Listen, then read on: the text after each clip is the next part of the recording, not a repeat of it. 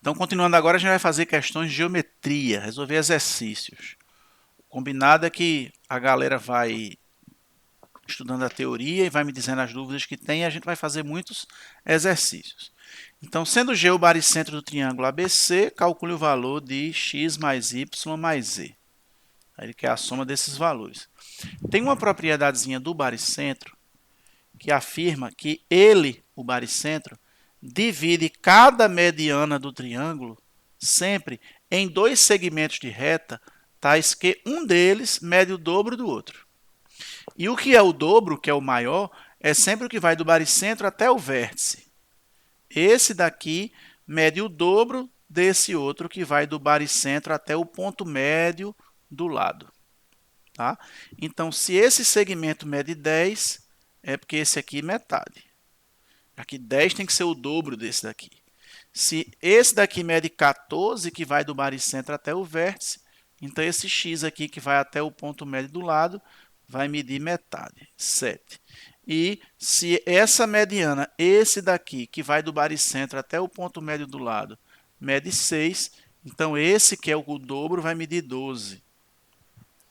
Então a soma vai ser 5 mais 7 mais 12. 5 mais 7, 12 mais 12, 24. Essa é a típica questão difícil que vira fácil bruscamente. Ela é difícil se você não sabe dessa propriedade, porque você vai ter que deduzir na hora e não é tão fácil assim deduzir por que esse daqui é o dobro desse. Ô, professor, tem uma que um pedaço fica um terço e outro fica 2 terços, ou eu estou confundindo? Não, é exatamente essa, Bruno. É a mesma. Porque veja, se aqui mede 5 e aqui é 10, que é o dobro, o Verdade, todo é verdade. 15. É, Aí 5 obrigado. é um terço do todo e Verdade. 10 é 2 terços do todo. É só um outro modo de afirmar, né? Tipo, se eu tenho aqui um triângulo, tá? E traço aqui uma mediana, ponto médio. Traço aqui outra mediana, ponto médio. E esse pedaço e esse estão relacionados nessa proporção, A e 2A, é porque se esse daqui é 2A, é porque eu posso dividi-lo em duas partes de tamanho A. Então eu tenho aqui um A e um 2A. Então o todo é 3A. Isso quer dizer que Certo. essa parte é um terço da mediana, porque eu dividi a mediana em três partes no fim das contas, e essa parte aqui é 2 terços da mediana. É exatamente isso e é com mediana. Tem uma propriedade do baricentro, das medianas, que não está no material escrita, que eu quero dizer para vocês, que é o seguinte: quando eu. Não está, porque na verdade tem a ver com o assunto futuro.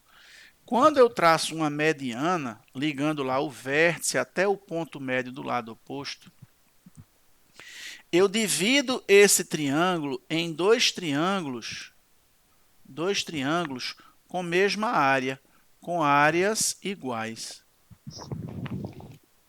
Por quê? Porque como a área de um triângulo é base vezes a altura sobre 2, e esses dois triângulos vão ter a mesma base, já que aqui é ponto médio, e esse vértice é comum aos dois, então eles vão ter a mesma altura. Então, tendo a mesma base e a mesma altura, acabam tendo a mesma área. E aí, traçando as três medianas, uma aqui, outra aqui, outra aqui, você acaba dividindo o triângulo em 6 triângulos de mesma área. Inclusive, você pode ir por esse caminho, usando áreas, para provar por que esse pedacinho é um terço desse. Você pode provar isso. Porque se você olhar direitinho, ó, se você olhar direitinho, esse triângulo daqui não tem área A? Sim, Tem ou não? sim, Mas a área dele é base vezes essa alturinha dele aqui, que eu teria que traçar uma perpendicular, sobre 2, não é? Base sim. vezes a altura sobre 2. E se você olhar agora para esse triângulo grande aqui, esse grandão, que tem a mesma base que ele, Não tem. A base não é B Sim. do mesmo jeito, mas a altura é outra aqui assim, ó. A altura vai estar aqui. Mas vê, esse triângulo verde, a área dele é o triplo, 3A. E a área desse é A. Então, a área do verde é o triplo da área do azul. E a base é a mesma. Se a área é base vezes a altura sobre 2, tá? A base é a mesma, quem vai fazer com que a área seja o triplo é a altura ser o triplo. Então, o fato de esse triângulo verde ter a mesma base que o azul e a altura e a área ser o triplo é porque a altura é o triplo. Então, essa altura daqui pequena medindo h, essa daqui vai medir 3h.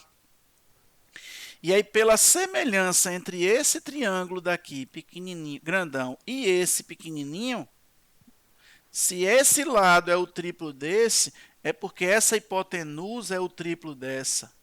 Aí você mostra que essa mediana toda é o triplo desse pedaço aqui. O E senhor aí, pode apontar com o cursor, por favor?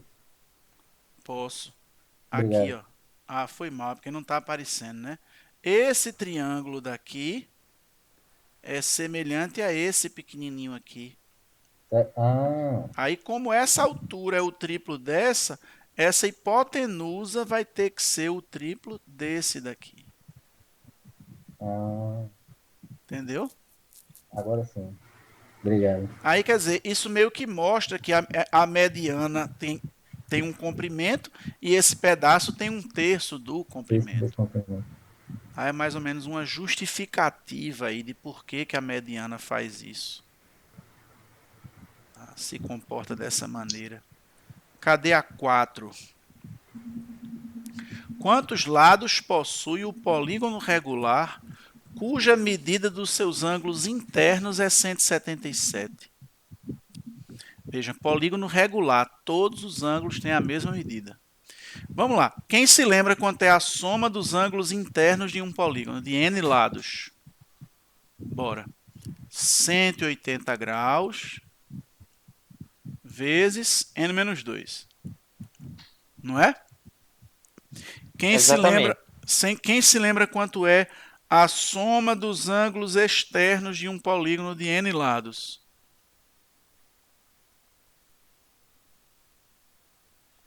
(360 graus). A soma dos ângulos externos ela é fixa. No triângulo é 360, no quadrilátero é 360, no pentágono é 360. A soma dos ângulos externos é 360 graus para qualquer gênero de polígonos, para qualquer n. Quando o polígono é regular, todos os ângulos internos têm a mesma medida. Então, cada ângulo interno vai ser 180 vezes n menos 2, dividido pela quantidade deles. E cada ângulo externo vai ser 360 dividido pela quantidade. Então, eu digo uma coisa a vocês. Eu sempre, mesmo que ele me fale em ângulos internos, eu sempre prefiro atacar esses problemas usando os ângulos externos, quando o polígono é regular. Por quê? Porque a soma dos ângulos externos eu não preciso calcular, ela é fixa, 360 graus.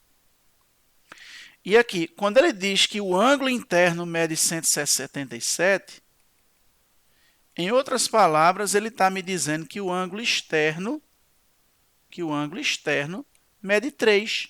Porque a soma do interno com o externo, lá, a soma do interno com o externo, não tem que dar 180 graus? Então, se o interno é 177, o externo é 3, e aí eu vou fazer 360 graus. Vou fazer aqui, 360 graus dividido por quanto? Dá 3. Isso vai dar 120. Então, 120 lados. Poderia ter usado a fórmula do ângulo interno aqui onde tem o ângulo interno, poderia. Aí ia ficar 180 graus vezes n menos 2 sobre n é igual a 177. E, sinceramente, se você fizer essa conta, que eu não vou fazer, o n vai dar 120 lados do mesmo jeito. Mas eu aproveito para lembrar isso, que eu falei na aula que eu falei sobre polígonos, Mas até pelo combinado da gente, à medida em que eu for fazendo os exercícios, eu vou lembrando dicas legais sobre a teoria. Então, se ele dá o ângulo interno ou ele pede o ângulo interno, eu sempre uso ou calculo primeiro o externo e depois eu vejo quanto falta para 180. Normalmente fica mais prático porque a soma dos externos é fixa, enquanto que a soma dos internos depende do número de lados. Beleza? Então esse aí está respondido. Essa questão 6 aqui, não sei se alguém está com dúvida. Se tiver, se pronuncie. Questão 7 nós já fizemos. Questão 8, alguém está com dúvida? Se estiver, se pronuncie. Professor, a gente fez a questão 7, não foi? Tá no YouTube, porque eu não tô lembrado dela não. A gente fez, está aqui. Tente ver lá, ou senão depois eu faço para você, mas está lá. Tá certo. Eu quero a questão 8, professor, por favor. Pronto, questão 8. Um avião voava a uma altitude e velocidade constantes. Num certo instante, quando estava a 8 km de distância de um ponto P no solo, ele podia ser visto sob um ângulo de elevação de 60 graus. Então ele está dizendo que é exatamente aqui, nesse ângulo de 60 graus, quando ele estava a 8 km de um ponto P. Então ele está dizendo que essa distância aqui é 8. Tá? E 2 minutos mais tarde, esse ângulo passou a valer 30 graus. Então, é exatamente quando ele chegou aqui em A'. Isso quer dizer que daqui para cá ele gastou 2 minutos.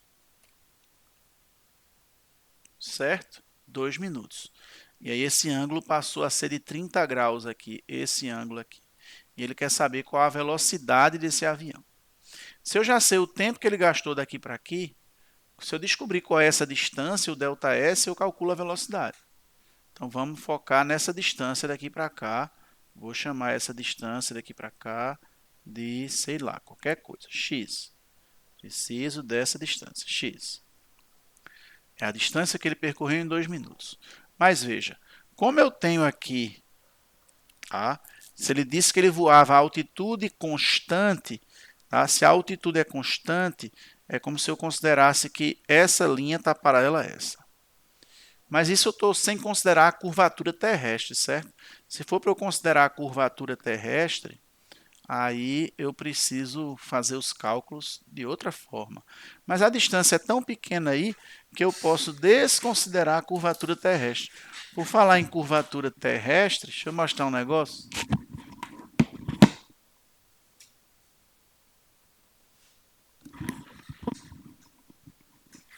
Olha um dos livros que eu comprei a ele. Trigonometria esférica, tá vendo? Trigonometria esférica. Eu tenho outros livros de trigonometria esférica. Não vou dizer a você que eu sou craque, não, porque como eu nunca dei aula, eu não fico estudando toda hora. Mas esse especialmente eu quis, porque quem escreveu esse Lázaro Coutinho, além de ser um cara que escreve muito bem, ele é um engenheiro, se não me engano, ele foi engenheiro do ITA. Olha, mestre em matemática pela Universidade Federal Fluminense e, olha o detalhe, oficial da Marinha Mercante. O autor tem outros livros na área de matemática. E os livros dele são muito bons. Um deles que está na minha cabeceira que eu estou lendo, que eu também comprei esse meu amigo, é como se fosse uma historinha, mais para crianças e tal, contada, falando sobre a matemática das navegações. Então, ele contando uma história de uma criança que decide viajar com o tio, uma viagem de navio bem longa, e nessa historinha ele vai começar a ensinar a matemática das navegações. E ele, oficial da Marinha, então ele passou muito tempo da vida dele viajando mesmo de navio. Então o olhar dele é outro. E como ele escreve bem já, que eu sei por conta de outros livros. Enfim, eu achei massa. Mas bora lá, meu cérebro fica conectando as coisas e eu fico fugindo do assunto. Daí a pouco vocês estão com raiva de mim.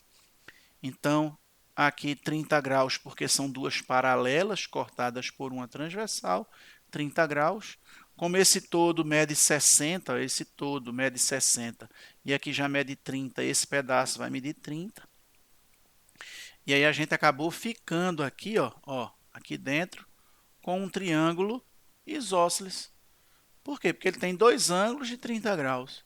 Aí, se ele é um triângulo isósceles, tá? Porque tem dois ângulos com a mesma medida, que é 30 graus, então os lados opostos a esses ângulos também vão ter medidas iguais. Consequentemente, esse x também mede 8 km. A sacada era isso, perceber que o triângulo é isósceles e, consequentemente, o x também mede 8 km. Aí agora, para calcular a velocidade dele em quilômetros por hora, eu vou ter que pegar o ΔS, que é 8 km, e dividir por 2 minutos em horas. 2 minutos são quantas horas?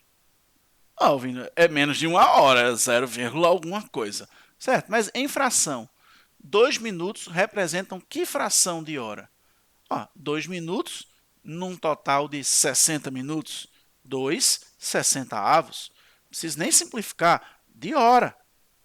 Ou então você faz uma regra de 3, sei lá, se 60 minutos correspondem a 1 hora, 2 minutos correspondem a quantas horas? Que vai ficar x igual a 2 dividido por 60, que é 1/30. 1/30. Então isso vai ficar 8 vezes 60 sobre 2 km por hora, que vai dar 8 vezes 30, 240 km por hora, que está aqui na letra B de beijo ou beijoqueiro. Ai, ai. Tô doido para ler tanto livro, mas assim, não tô nem ansioso não, eu tô na boa. Mas fiquei com mais vontade ainda de ler tanto livro. Mas tenho inclusive lido mais do que usado o celular. Ultimamente a gente usa muito celular e eu percebi que eu comecei a ler muito pouco, muito menos do que eu lia por conta de celular, vendo coisa inútil. Então eu estou me organizando para, se eu for usar o celular, que seja para eu publicar material de conteúdo de relevância para outras pessoas, e não ficar vendo coisa que não tenha lá muita utilidade. Porque aquilo é feito para viciar mesmo você. A 10 também está nos pedidos aí, não é? A 10. Observe a figura. Vamos lá, questão 10. Observe a figura. Sabendo que os segmentos BC e DE são paralelos, DE paralela a BC, que o ponto I, que está aqui dentro, é o incentro do triângulo. Veja, se I é incentro para começo de conversa, é porque ele é o ponto de interseção das bissetrizes internas. Bissetrizes, esses ângulos aqui com medidas iguais. Então eu já sei que se eu ligar de B para I, é porque eu estou dividindo esse ângulo ao meio, e se eu ligar de C para I também, estou dividindo esse ângulo em dois ângulos de medidas iguais.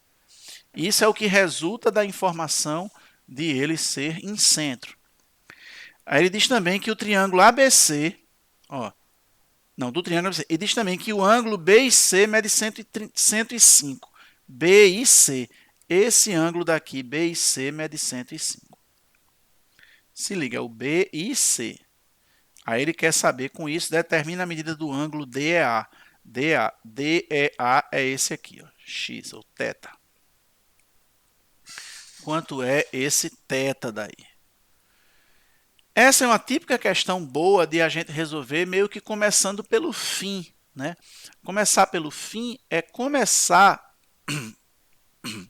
percebendo o que é que a gente quer e, consequentemente, o que é que está faltando, para que a gente foque no que está faltando e, consequentemente, descubra o caminho a ser percorrido.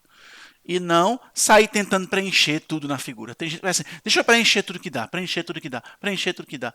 E aí fica meio assim, e aí, para onde eu vou agora? E preenche um monte de coisa e não sabe mais o que fazer. Então, o que é que eu costumo fazer em geometria muito? Né? Esse começar pelo fim.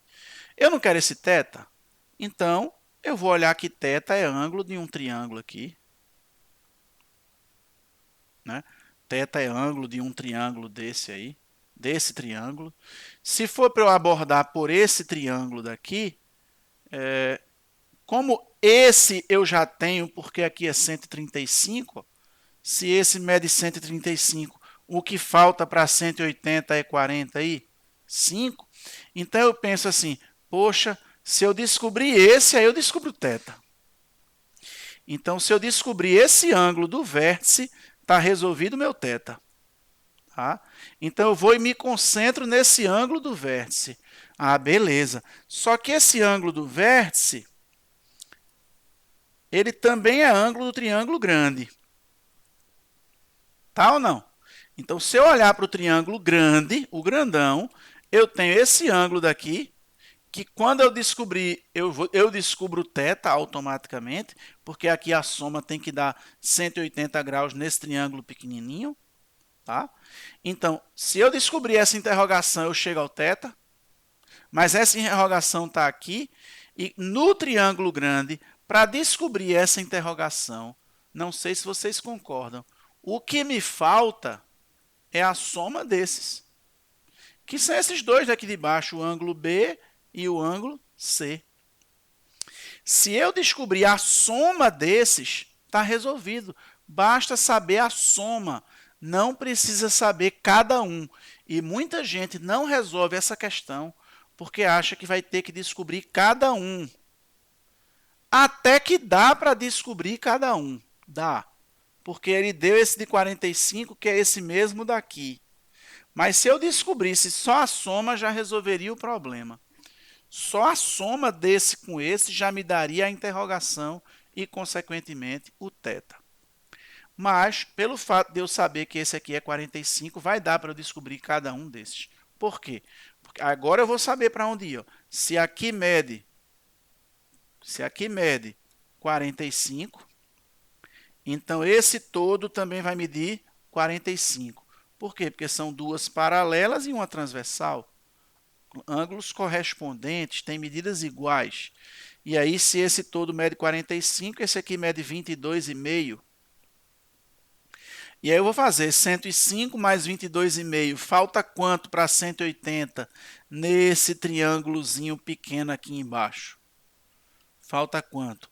Bora lá. 25, 22,5 mais 105. Vai dar aqui 5, 7, 2, 127,5. Quanto é que falta para 180? Quanto é 180 menos 127,5? Quem sabe quanto é que dá isso? Dá 52,5, é isso?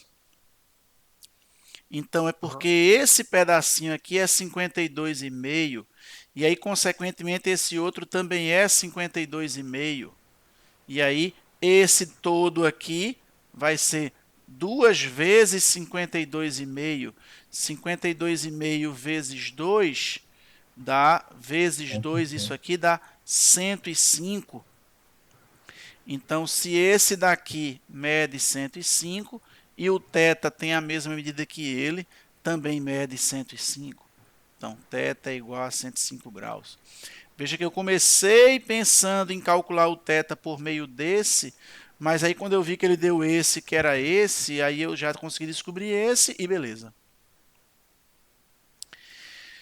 Mas essa questão poderia ter sido resolvida, eu vou fazer do outro jeito, ela poderia ter sido resolvida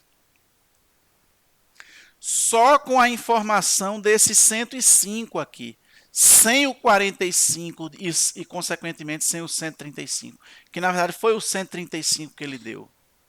Vê, se ele me diz que aqui é bissetriz, veja só, se ele me diz que aqui é bissetriz e que aqui também é bissetriz, tá? Eu consigo descobrir, digamos, esse θ daqui, que eu tracei uma paralela, eu consigo descobrir esse θ. Será que eu consigo mesmo? Estou achando que eu estou equivocado, viu, agora. Porque o θ vai ser o mesmo que 2b, né? O θ vai ser o mesmo que 2b. 2b. Não vai dar não para descobrir o θ não. Dá para eu descobrir esse alfa daqui. Aí o alfa dá. Dá para descobrir o alfa sem saber nem esse nem θ. Mas não dá para descobrir o θ sem saber os outros não, de fato. Mas o alfa dá. Porque veja, aqui eu sei que é 105. Considere que ele deu isso, tá? Aqui é 105. Aí veja, a alfa mais 2a mais 2b não é igual a 180? Não é?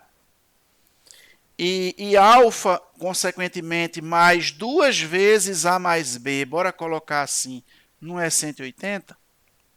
Só que se a gente olhar para esse triângulo pequenininho, nele a gente pode dizer que a mais b mais 105 é igual a 180. Então, a mais b é 75. E aí isso pode vir para cá. Aí vai ficar que alfa mais 2 vezes 75 é igual a 180. Então, alfa é 30 graus. Dá para descobrir esse lá do topo, sem saber que esse aqui é 45. Só sabendo que esse aqui é 105. É verdade. Mas o θ não. Para descobrir o θ, eu precisaria que ele me desse, por exemplo, esse ângulo daqui. Tá? Senão, eu ia ficar que o θ é o 2b. θ é o mesmo que 2b, já que eu tracei uma paralela. Mas eu não sei quanto é 2b. Eu só sei quanto é a mais b. Mas eu não sei quanto é o b sozinho. Certo? A princípio eu imaginei que sim, mas não. O que pode é aquele lá de cima. Beleza? Tá claro, ó? Que mais? A 14. Deixa eu ir passando aqui de uma por uma. 11. Alguém quer a 11? Eita, eu pulei a 12, foi? 12. Vou querer a 11, professor. Vai querer a 11? Vamos lá. Vocês estão acordados ainda aí ou tem gente roncando aí, hein? Desligou o áudio. Observe a figura. Com base nesses dados, nos dados dessa figura, pode-se afirmar que o maior segmento é qual? Dessa figura, qual é o maior segmento? Isso não é uma questão típica de Enem, não, sabe? Mas, enfim, vamos lá. Para resolver essa questão, eu vou usar uma propriedade que diz assim, que num dado triângulo,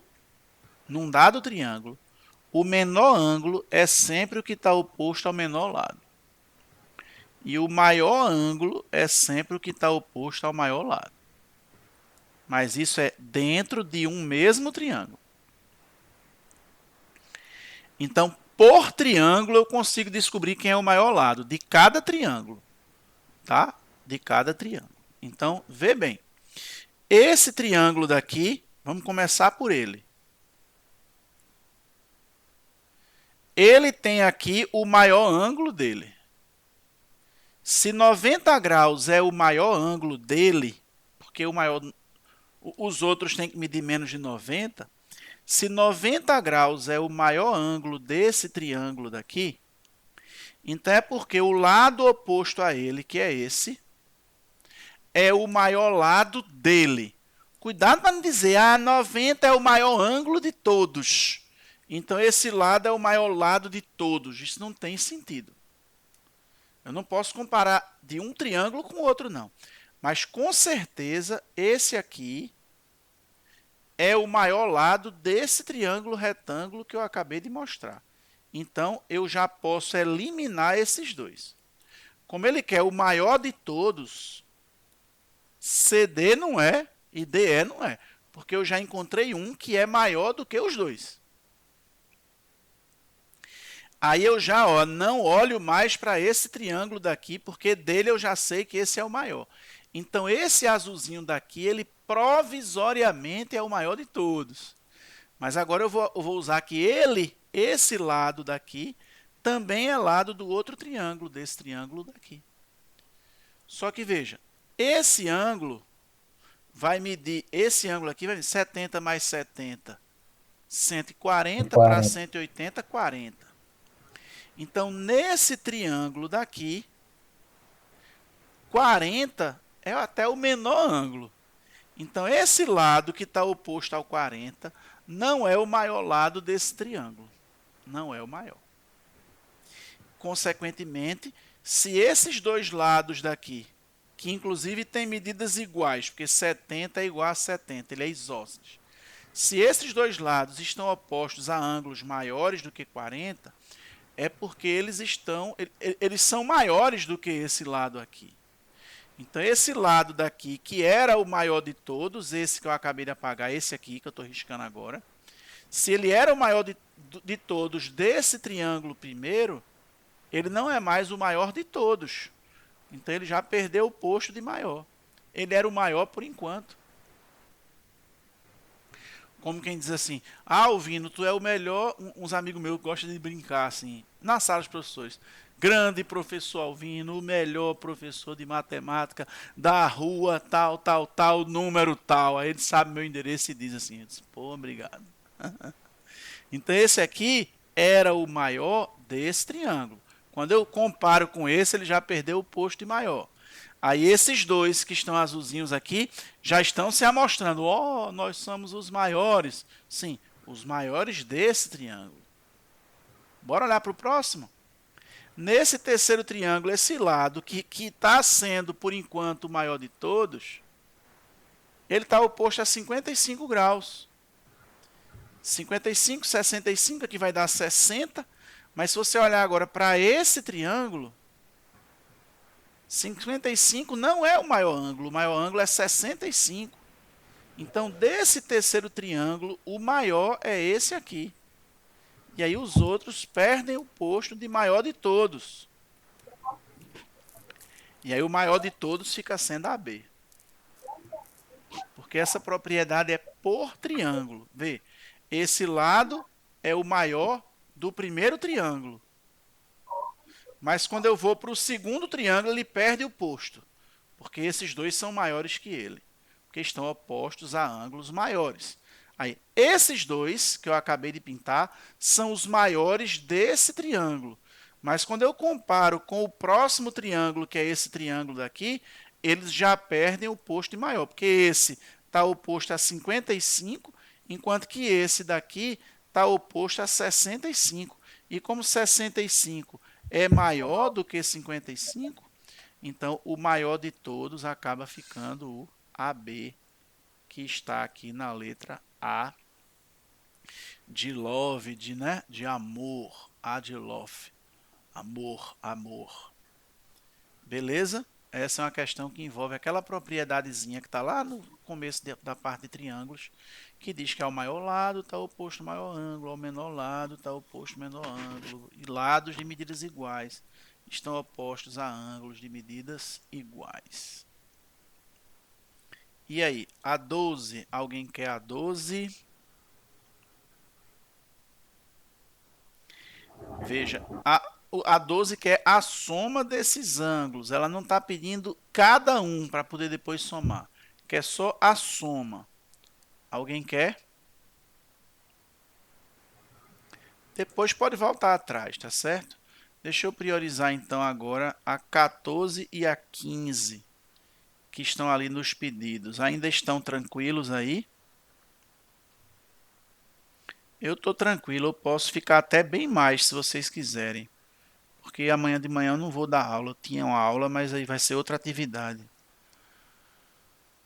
Apenas... Mas vamos lá. Questão 14. Essa questão 14 é muito bonitinha, sabe? Ela caiu certa vez num vestibular. Eu vou até contar a história para vocês. Essa questão caiu num vestibular.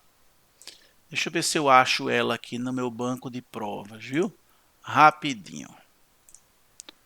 Achei aqui a questão.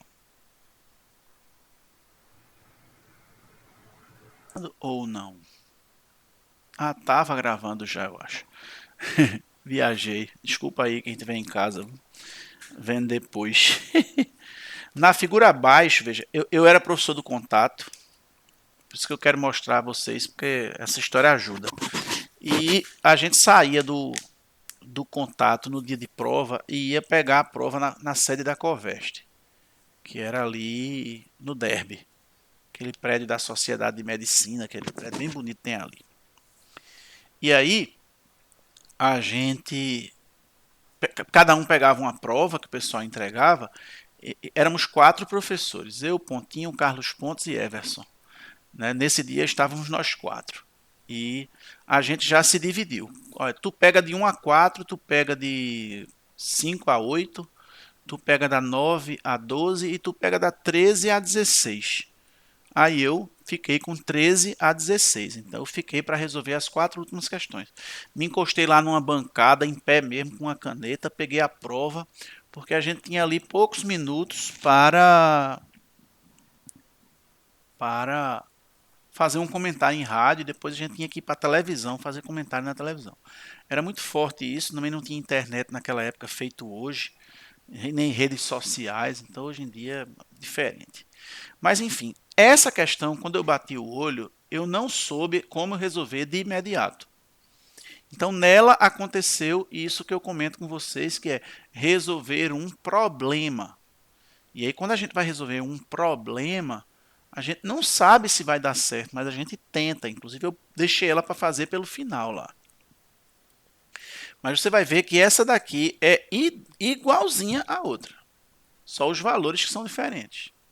Ó, na figura abaixo, BC, AC, ele bota com vírgula, não bota um I não. BC e AC são bissetrizes dos ângulos DBE, DBE é esse, e DAB, que é esse, respectivamente. Então ele está dizendo que BC é bissetriz desse, consequentemente ele está dizendo que esses dois ângulos aqui têm medidas iguais, e está dizendo que AC, que é essa, é bissetriz desse, consequentemente esses dois ângulos aqui têm medidas iguais. Então, no final o que ele disse foi isso, só que ele disse no texto. A Coveste gostava muito disso, de colocar poucas informações na figura e colocar as informações no texto. Se o ângulo ACB, ACB, ACB é esse, né? Ó, você sai de A, vai para C e depois para B. ACB. Mede 21 graus e 30 minutos. Se esse ângulo daqui mede 21 graus e 30 minutos, ou seja, 21 graus e meio, qual a medida em graus do ângulo ADB? Qual a medida em graus do ângulo ADB? ADB é esse daqui, X. Tá? E eu não sabia uma coisa, enfim, não sabia como é que era que eu ia fazer, enfim. Depois eu até deduzi uma situação geral para isso, até conseguir mostrar que esse ângulo é sempre o dobro desse, se essas duas realmente forem bissetrizes aqui e aqui. Mas enfim, eu não sabia disso. E aí eu disse, bom, se eu não sei por onde começar, eu tenho que começar pelo fim, tá? Que é começar tentando descobrir o x e vendo o que é que está faltando para eu chegar ao x. Como eu sabia que esses dois ângulos aqui tinham medidas iguais, então eu coloquei A e A e B e B. Pelo menos para identificar com letrinhas que as medidas são iguais. Mas eu não fiquei criando a falsa necessidade de que eu vou ter que descobrir o A. Nem que, eu vou ter que descobrir o B. Não, talvez eu não tenha que descobrir o A, talvez eu não tenha que descobrir o B. Eu nunca fico com essa preocupação, não. Eu primeiro vou ver o que é que eu preciso descobrir. Então, como eu comecei pelo X, eu reparei que X era ângulo desse triângulo aqui. Ó.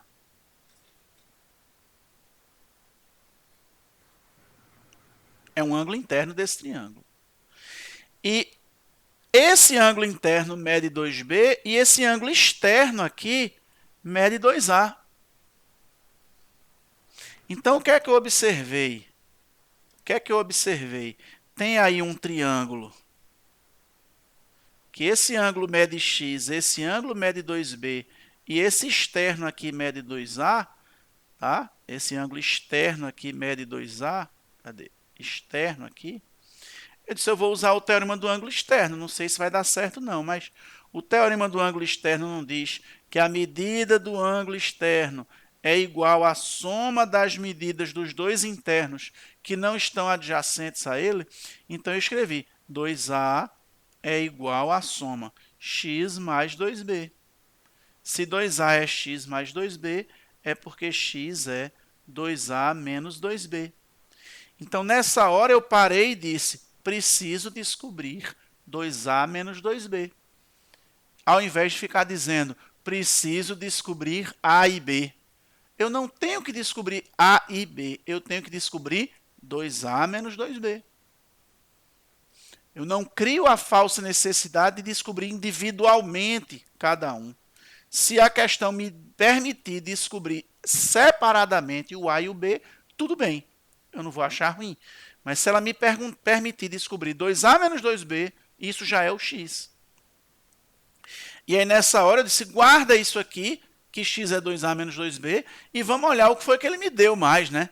Aí como eu vi que ele tinha me dado esse ângulo, isso tudo é real, pessoal. Estou contando exatamente como eu fiz na época. Aí eu olhei para esse triângulo daqui. E percebi que o ângulo interno aqui mede 2b, um ângulo interno aqui mede 21,5 e esse aqui é o externo. Então, nesse triângulozinho aí que eu acabei de destacar, que eu não vou deixar para não ficar muito poluído, eu tenho aqui assim, ó, nele aqui assim, esse triângulo, eu tenho cá o ângulo externo medindo A, esse interno medindo B e esse interno daqui medindo 21,5. Aí, nessa hora, eu disse, oxe, teorema do ângulo externo de novo, e agora eu sei que vai dar certo. Porque quando eu disser que esse, do ângulo externo, quando eu disser que esse ângulo externo daqui, A, é igual a B mais 21,5, eu terei A menos B. E quem tem A menos B, descobre 2A menos 2B. Porque 2A menos 2B nada mais é do que o dobro de A menos B. Então, o A menos B, que era aquilo de que eu estava precisando, eu descobri. Mesmo sem descobrir o A separadamente do B. O dobro de 21 graus e 30 minutos, esse 21 graus e 30 minutos é como se fosse 21 graus mais 30 minutos, tá? Como se fosse um mais aí. Então, eu posso meio que distribuir. Vai ficar 42 graus e 60 minutos, que é 43 graus. Né? Posteriormente, eu vi que esse ângulo era sempre o dobro desse. X era sempre o dobro daquele outro. E aí até vi isso como um teorema e tal. A gente consegue, inclusive, pegar o GeoGebra para fazer isso, para mostrar isso. Você consegue pegar aqui o GeoGebra, ó. Deixa eu pegar aqui, apagar tudo isso que a gente já fez hoje no GeoGebra. Enfim, vou apagar tudo. Mas se eu chegar aqui, eu vou usar o... Deixa eu tirar isso daqui, só para não ficar aparecendo, porque não ajuda em nada. Deixa eu tirar aqui, sei lá, os eixos e a malha. Deixa eu deixar em branco aqui assim mesmo. Tá? Se eu pegar um triângulo, tá? Vou pegar aqui um triângulo qualquer. Vou traçar aqui uma semi-reta, que é para visualizar aqui o ângulo externo. Ó, tá vendo? O ângulo externo está aqui. Vocês estão vendo? Aí eu vou pegar a bissetriz desse ângulo externo. Deixa eu pegar um ponto aqui para poder eu traçar a bissetriz. Bissetriz. Bissetriz desse ângulo externo está aqui. E a bissetriz desse ângulo interno aqui em A. Essas duas bissetrizes se intersectam aqui, formando aquele ângulo, que foi o ângulo que ele deu como 21 graus e meio. 21 em 30 minutos. Né? Acho que é 21, não era? Era, 21. E esse ângulo daqui vai ter uma certa medida. Vou pegar a medida dele aqui. Espera aí que não deu certo. Tem que pegar por aqui. Deixa eu pegar essa medida dele aqui dentro. Tá vendo aí? Ó, ele chamou esse ângulo de alfa, tá vendo? E ele está dando a medida de alfa. A alfa é essa medida, certo? Só que agora eu vou pegar a medida desse daqui, que é o que eu estou dizendo que é o dobro. Esse daqui, ó. Beta, tá? E eu vou pedir para o GeoGebra me dizer quanto é beta dividido por alfa. Eu vou digitar aqui embaixo, ó, quanto é beta dividido por alfa. Beta dividido por alfa. Enter. Olha quanto deu. Aqui embaixo. 2. Ó. E eu posso mexer nesse triângulo. O beta e o alfa vão mudar, mas aquela razão entre eles vai continuar sendo 2. Né? E aí eu vi que isso poderia ser enunciado como um teorema mais geral. Isso pode ser anunciado como um teorema mais geral. Eu posso simplesmente chegar aqui agora e dizer, dado um triângulo ABC, se você traçar a bissetriz externa em C e a bissetriz interna em B, essas bissetrizes vão formar um ângulo, esse ângulo daqui, que é sempre metade do ângulo A, que é o ângulo que você não usou. Veja, de um dos ângulos você traçou a externa, do outro ângulo você traçou a interna e do terceiro você não traçou nenhuma bissetriz. Beleza, pronto. O ângulo que essas duas bissetrizes vão formar é sempre metade do terceiro ângulo que você não usou para nada. Tem 3 vértices, em um deles uma bissetriz externa, no outro uma bissetriz interna, sobra um terceiro. O ângulo desse terceiro é o dobro do ângulo formado por essas duas bissetrizes, uma interna e outra externa. Aí isso pode ser enunciado como um teorema, você botar aqui alfa, aqui teta e dizer, ou você dizer que alfa é metade de teta, ou dizer que teta é o dobro de alfa. Sinceramente, não me pergunte assim, qual é mais fácil? Espera aí, tanto faz. Mas eu só fui perceber isso depois que eu resolvi esse problema. E eu acho até que depois disso eu vi em algum livro isso como um teoremazinho, mas que eu não tinha visto até então. Não tinha visto. Peço, já que eu fiz essa, né? Já que eu fiz essa, que foi uma questão do vestibular, porque eu quis contar a história, faz essa. Claro que agora tu já sabe, né, que aqui esse vai ser o dobro desse, porque é a mesma história. Aqui vai ser 100. Mas tenta fazer de novo o mesmo raciocínio que eu utilizei usando o teorema do ângulo externo. Certo? Essa 15, que é a do tetraedro, ela vai usar a condição de existência de um triângulo.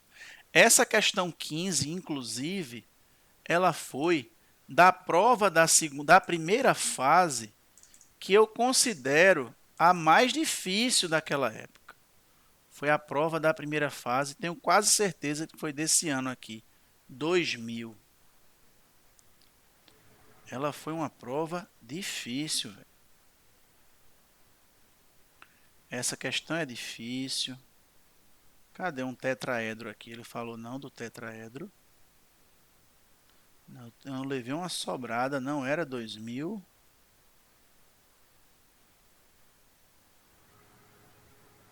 Era, olha aqui. Sobrei não, olha ela aqui. Um tetraedro ABCD tem arestas medindo 5, 6, 10, 15, 19, 24.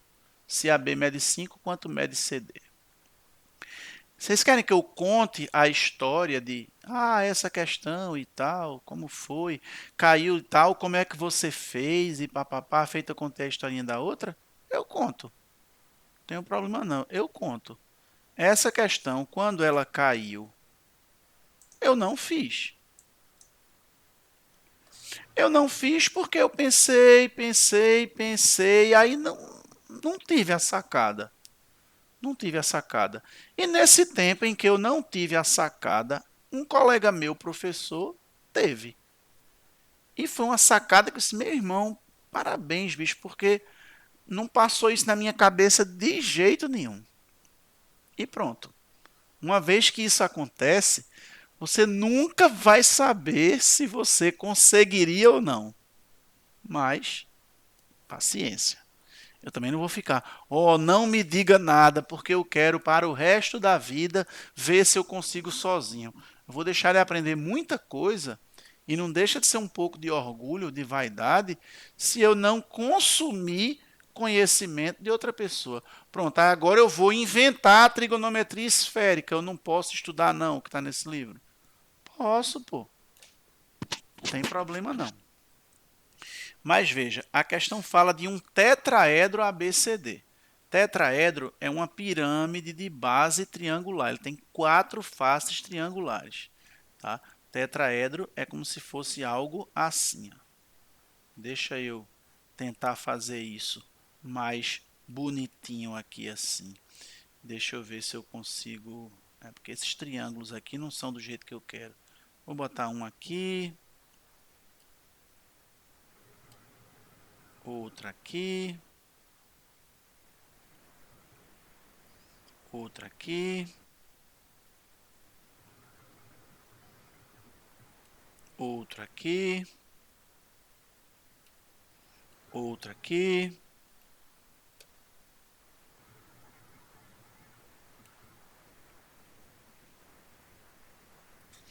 E por último, um lá atrás, assim, atravessado lá por trás, que eu vou fazer tracejado para poder dar a impressão de que ele está por trás.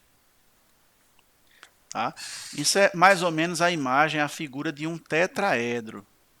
Tá? O tetraedro é uma pirâmide de base triangular. Tá aí. Ele é um tetraedro ABCD. Ele deu as medidas das 6 arestas, mas não disse qual era qual. A única que ele deu foi AB e está pedindo CD. Então, como a que ele deu foi AB, eu, na verdade, posso olhar esse sólido do ângulo que eu quiser, eu decidi colocar AB, né? Tudo isso que eu estou dizendo que eu decidi aqui, na verdade, é a explicação. Né? Essa é a explicação que eu estou dando, mas na hora eu não consegui ver, não, o que é que eu tinha que fazer. Não. Mas eu vou colocar essa daqui sendo a aresta AB. Ó. AB. E aí, um desses dois pontos aqui vai ser o C e o outro vai ser D. Mas não importa, que se eu colocar o contrário, essa de trás continua sendo a que eu quero. É a CD. Então, AB e CD, elas estão atravessadas assim, reversas. Uma aqui e outra aqui. Ó. Certo? Assim, desse jeito. Aí, o que foi que ele pensou? Vive-se. Vocês concordam que esse triângulo de lado aqui, esse triângulo ABC, esse aqui, tem uma das arestas dele, no caso, um dos lados, medindo 5, porque AB mede 5. E vocês concordam que esse outro triângulo de lado aqui, do lado direito, também tem um dos seus lados medindo 5. Então, eu tenho aqui 2 triângulos, um do lado esquerdo e um do lado direito, que eu já sei que um dos lados mede 5. Um dos lados mede 5, que é esse lado AB que está de frente aí.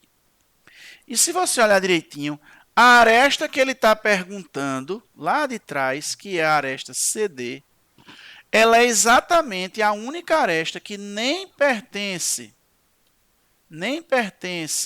a esse triângulo da esquerda, nem pertence ao da direita. Ela é a única aresta que não é de nenhum desses dois triângulos. Ela nem é do triângulo ABC, nem é do triângulo ABD. Ela é de fora, não é de nenhum dos dois. E aí, Alvino? E aí, que se eu já sei que um dos lados desse triângulo da esquerda e também um dos lados do triângulo da direita mede 5, e sei que os outros lados têm que estar entre estes, o que eu posso fazer é uma lista com todos os ternos possíveis, 5, 6, 10, sendo um deles fixado em 5. 5, 6, 15. 5, 6, 19. 5, 6, 24. 5, 10, 15. 5, 10, 19. 5, 10, 24. 5, 15, 19. 5, 15, 24. E 5, 19, 24. Essas são todas as possibilidades, que são 10 possibilidades, que é exatamente combinação de 5, 2 a 2. Porque se eu já fixei um dos lados, que é 5, e sobram 5 outras possibilidades, e delas eu vou escolher 2, combinação de 5, 2 a 2 dá 10. Aí o que é que eu fiz?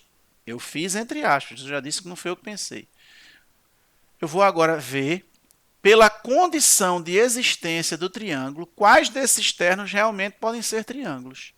E quando eu tenho 3 lados para saber se isso pode formar um triângulo, eu sempre pego o maior lado e vejo se ele é menor do que a soma dos outros dois. Se o maior lado for menor do que a soma dos outros dois, o triângulo existe.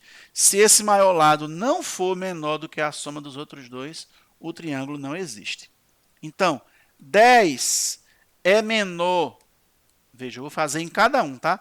10, que é o maior de todos, é menor do que... 10 é menor do que 5 mais 6? É. 15 é menor do que 5 mais 6? Não. 19 é menor do que 5 mais 6? Não. 24 é menor do que 5 mais 6? Não. 15 é menor do que 5 mais 10? Não. É igual. Igual não serve. 19 é menor do que 5 mais 10? Não. 24 é menor do que 5 mais 10? Não.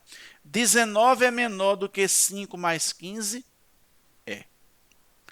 24 é menor do que 5 mais 15? Não. 24 é menor do que 5 mais 24? Não, é igual. Então, veja, só tem esse terno e esse terno que realmente são triângulos.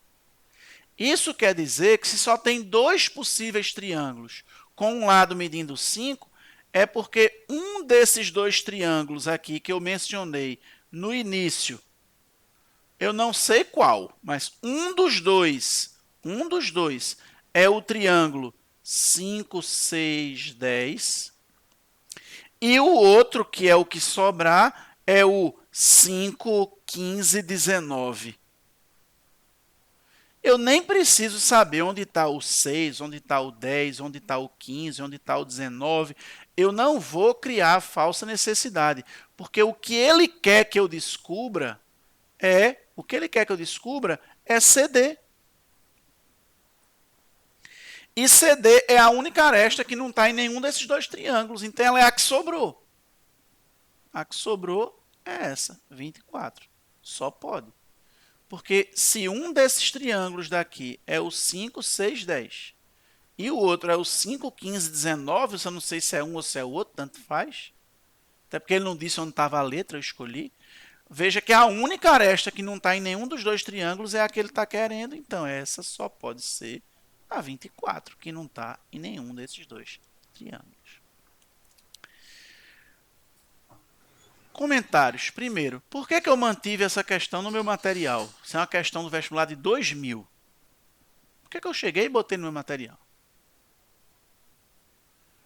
Porque o que ela exige é uma habilidade que muito estudante não tem.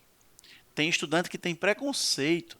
Tem estudante que eu já resolvi essa questão em sala e ele ficou olhando de cara feia pro colega assim, ó, balançando a cabeça como quem diz, meu Deus, que professor ruim do caramba. O professor é muito fraco, pô, ele foi testando meu irmão. Só que isso não só é o único caminho, para essa questão, como é muito comum você ter que resolver uma questão de matemática computacionalmente.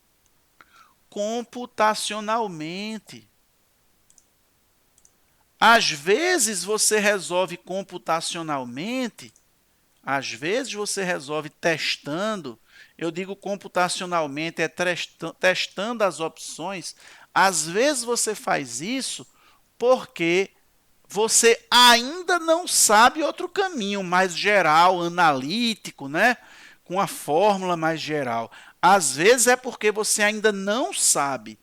E às vezes você faz computacionalmente porque só tem esse jeito de fazer computacionalmente. E às vezes você faz computacionalmente e aquilo ajuda você a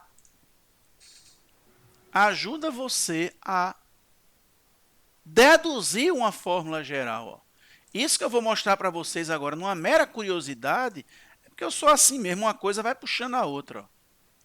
Um dia desses, esse meu amigo Ricardo Machado, que foi um amigo que me deu um livro de combinatória que ele escreveu, combinatória não, sobre um software que ele escreveu pela Sociedade Brasileira de Matemática.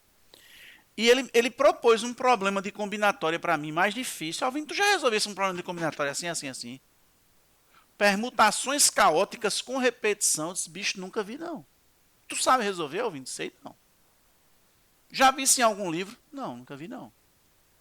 Aí ele ficou, pô, tô pensando aqui, mas não tô com ideia, não.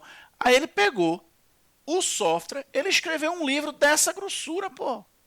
Ensinando a usar um software. Que eu, inclusive, usei nas minhas aulas de combinatória, para quem ainda não assistiu, vá assistir no YouTube. Ele pegou o software, mandou o software gerar todas elas e contar na mão. Porque para o software isso foi rápido. Ele fez um código lá, o software gerou. Em minutos ele tinha a resposta certa. Porque nem que fosse contando na mão, o software deu a ele a resposta certa. Aí ele foi em cima disso, tentando os raciocínios dele, eu vou tentar ir por esse caminho, baseando-se em outros problemas correlatos já conhecidos. E ele passou uns dias investigando isso, pô. E encontrou uma fórmula geral, que ele nunca viu em livro nenhum. E ele já escreveu um artigo, isso aqui é o artigo dele. Deixa eu botar aqui, porque para quem está gravando não estava mostrando. E escreveu esse artigo, que ainda nem foi publicado, está em fase de análise, mas a revista para onde ele escreveu ficou doidinha, o pessoal, os professores. Rapaz, que arretado, pô. Escreveu um artigo. Teve uma das coisas que ele se inspirou, foi num material que ele leu, mas ele soube onde buscar, ele citou aqui, está aqui, ele não está roubando nada de ninguém, não. Mas no final ele fez descobertas aí de combinatória. Ele é doutor em análise combinatória. O trabalho dele entre os trabalhos dele, um dos trabalhos dele é pesquisar. E isso que é testar as possibilidades está cada vez mais presente em provas como a do Enem, pessoal. Cada vez mais presente. Então, continua atual essa questão, porque o que eu quero que ela provoque é isso. Nessa questão, você só tinha esse caminho. Mas no Enem está assim de questões. Assim. Que tem um caminho com fórmulas, um caminho geral, analítico, mas que tem como você resolver testando, e é mais rápido testando do que pelo caminho analítico. Está assim de questões assim. Então não tem para que ter preconceito em checar opções. Até mesmo as alternativas. Até mesmo as alternativas. Se isso for mais rápido no dia da prova, é para ser usado. Depois você aprimore, depois você descubra um caminho geral. Isso aí não é problema, não. Descobre depois. Beleza, gente? Beleza?